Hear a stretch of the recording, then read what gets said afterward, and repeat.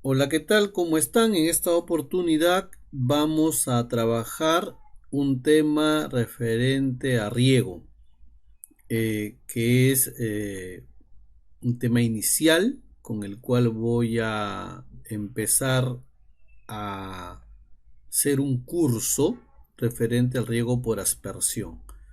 En este primer video vamos a trabajar las pérdidas de carga en tuberías con salidas múltiples, que es el caso justamente del riego por aspersión, ¿no? Donde los aspersores están ubicados a una cierta distancia a lo largo de una red, de una línea, ¿no?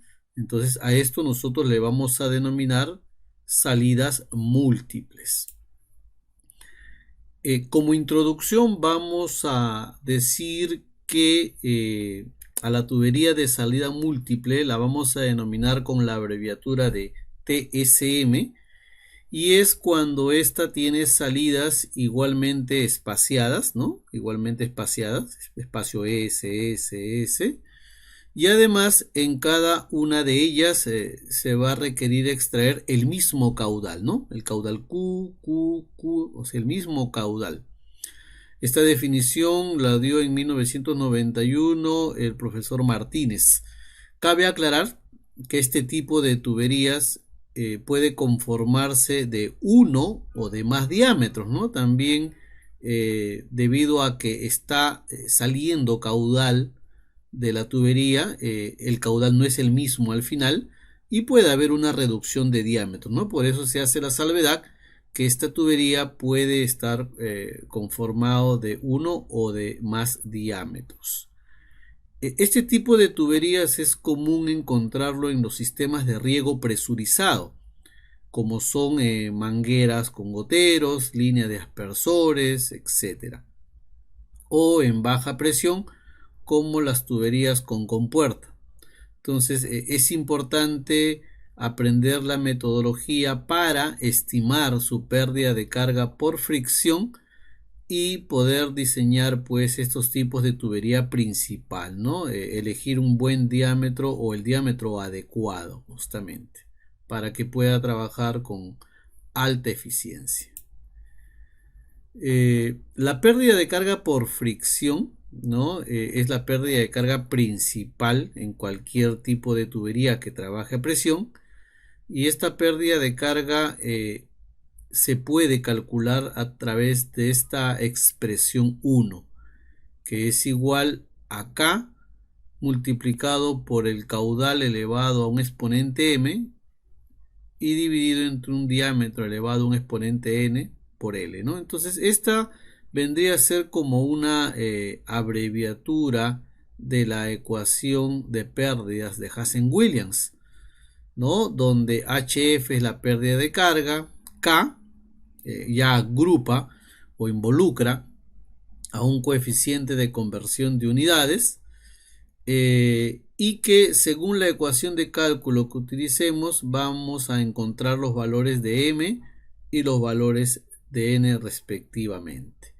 Cabe aclarar que el caudal debe estar expresado en metros cúbicos por segundo, el diámetro debe estar expresado en metros, la longitud también en metros, y la pérdida de carga lógicamente que también me va a salir en metros de columna de agua.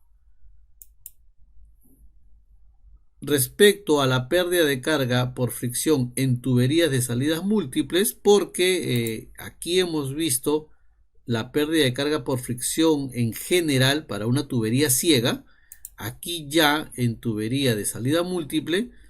Entonces esta tubería, en esta tubería la pérdida de carga es menor que en una tubería ciega, que tiene la misma longitud y el mismo diámetro, dado de que el caudal va a ir saliendo, pues, ¿no? En cada punto, en cada descarga, el caudal se va reduciendo hasta llegar al final a cero, ¿no? Es una reducción gradual. Entonces, para estimar la pérdida de carga por fricción, es necesario empezar por la última salida de la línea y trabajar de regreso hasta el principio, calculando la pérdida por fricción en cada salida y al final vamos a sumar todas las pérdidas de carga del tramo como se muestra en esta ecuación, ¿no? Que es una sumatoria de pérdidas de carga. En este proceso el flujo o caudal entre cada salida se incrementa por la descarga de una salida y el proceso se repite hasta el principio, ¿no? Entonces acá tenemos la ecuación que va a gobernar este cálculo. Existe un factor denominado factor de salidas múltiples de Christiansen que me permite hacer o abreviar el proceso de cálculo, ¿no? Entonces, lo único que nosotros necesitamos hacer es calcular la pérdida de carga total y castigarlo con este factor de salidas múltiples, ¿no? Entonces, este procedimiento que ha dado lugar a esta fórmula va a depender del exponente al que está elevado el caudal en la fórmula de pérdidas de carga, ¿no? Entonces, por ejemplo, en Darcy-Weiswas 2, en Hazen-Williams será 1.852 y así, ¿no? Y n viene a ser el número, pues, de salidas o de aspersores. Por lo tanto, la pérdida de carga total corregida en tuberías de salidas múltiples se va a determinar multiplicando el factor de Christiansen por la pérdida de carga total, ¿no? Entonces, pero hay unas consideraciones que se debe tener en cuenta o unos supuestos hechos en la ecuación de Christiansen que son los siguientes, ¿no? Primero, que la distancia entre salidas consecutivas S es constante, ¿no? Distancia entre aspersor y aspersor. El caudal de cada salida también es constante. La distancia del inicio a la primera salida, denominada S0, es igual al espaciamiento del resto de salidas S. O sea, todo es constante, equitativo. Y aquí hay una primera salvedad, ¿no? Porque en la práctica, esta distancia del inicio no es igual al espaciamiento entre aspersores, varía. Entonces, pero eso ya lo vamos a ver en un segundo video, qué sucede cuando la salida es de longitud diferente. Bueno, el otro supuesto es que después de la última salida el caudal es cero. Es lógico esto, ¿no? Y que el material y el diámetro de la tubería se mantienen constantes. Es decir, aquí no se incrementa o no se reduce el diámetro, mejor dicho, ni el material. ¿Qué pasa si se reduce el diámetro o se usa otro material? Eso lo vamos a ver en un siguiente video con esas consideraciones. ¿Qué pasaría? Un ejemplo de cálculo.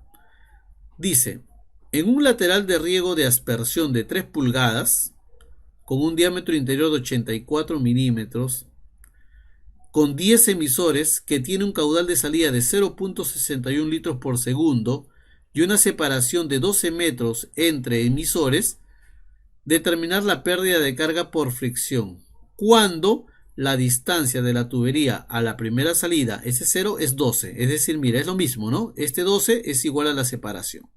Ya te he dicho que si la distancia es diferente, como suele suceder, lo vamos a ver en un siguiente video.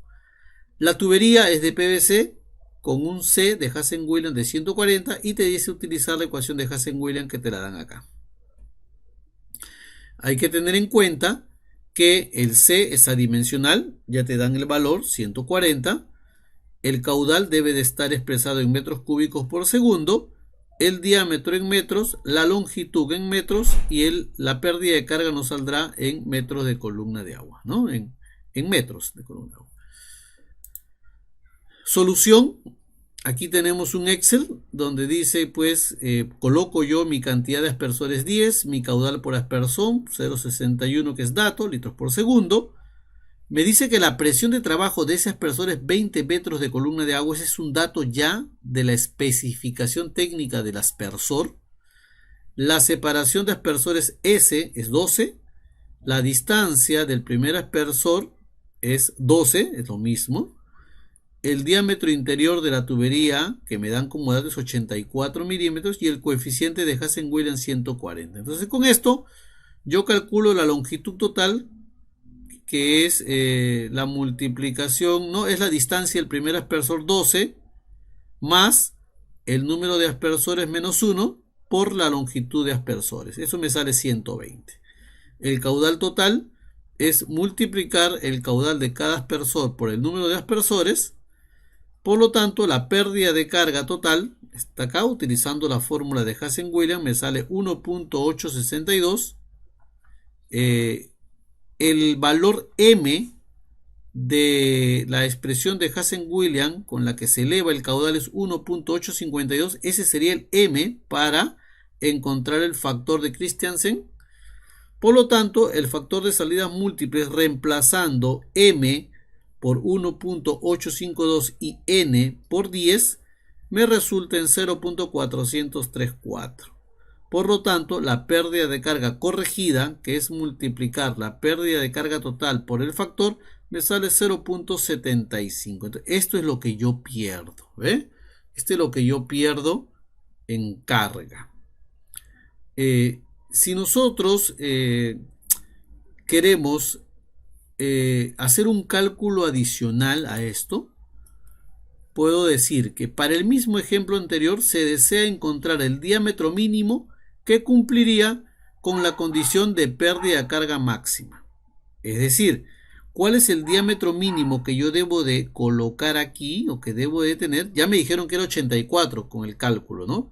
Pero yo debo ver qué diámetro mínimo me puede hacer cumplir la pérdida de carga máxima. Entonces aquí hay algo que adicionar, que la pérdida de carga máxima se estipula en un 20% de la presión de trabajo del aspersor. Es decir, 20% de 20 metros son 4 metros de columna de agua.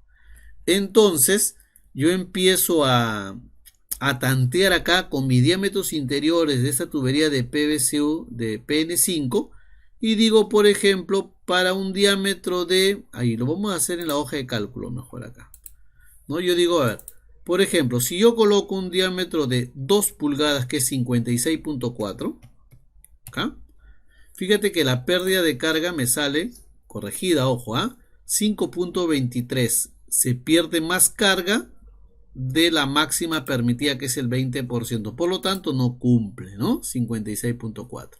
Si elijo un diámetro superior, sería 69.4. La pérdida de carga sería 1.90, que es menor a 4 metros, que es el 20% de la presión de trabajo, con lo cual sí cumple. Y de ahí para adelante todos me van a cumplir, ¿no? Pero yo eligiendo una tubería de 2 pulgadas y medio estaría cumpliendo con la condición de pérdida de carga máxima. Muy bien, señores, eso es todo por el día de hoy. En un próximo video vamos a ver las otras situaciones que se dan en este tipo de problemas aplicado al riego. Muchas gracias. Y no se olviden suscribirse y unirse al canal.